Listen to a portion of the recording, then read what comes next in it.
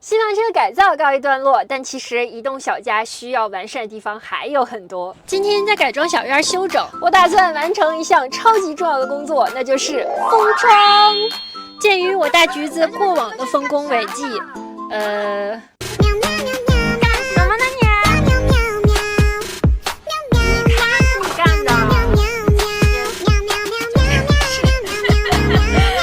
上没有哪个房车自带的纱窗和隐私帘能拦得住我们这向往自由的心。话说，如果大家不能一直坚持遛猫，一定不要轻易培养它们外出的习惯。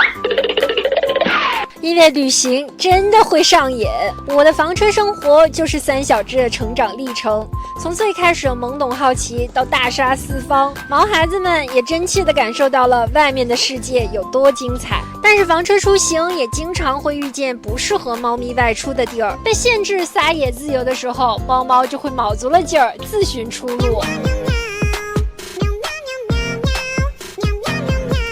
所以啊，为了保证它们的安全，有很长一段时间，只要我不在车上，就一定是全副武装，把所有的窗户都关好，就留换气扇或者空调给它们通风。后来也尝试过磁吸的金刚砂，砂是没问题，终于咬不烂了，可磁吸总是被扒拉掉。后来我想着纱门的4周都是魔术贴，就很牢固，纱窗应该也可以，没想到还真的被我搜到了。定制了这种中间带拉链的金刚砂，开关窗方便，还能隔绝更细小的蚊虫。最重要的是，猫猫咬不烂，还扒不开。而且为了保险起见，我还特意在妈妈的车上做了实验，证实确实出不去，我才给新车定制了一套。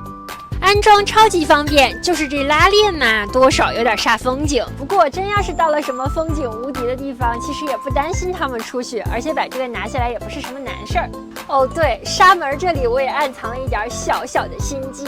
就是一般房车的这个自用纱门都不是特别的好用，因为拉关都很费力气，然后很多车友就都换成了这种磁吸的。但是呢，多数是在中间开合，我选了一个侧开的，这样的话就是刚好可以拉到扶手，然后锁扣也是在这边，就用起来更顺手啦。明天就打算正式搬家了，大家记得来暖房呀。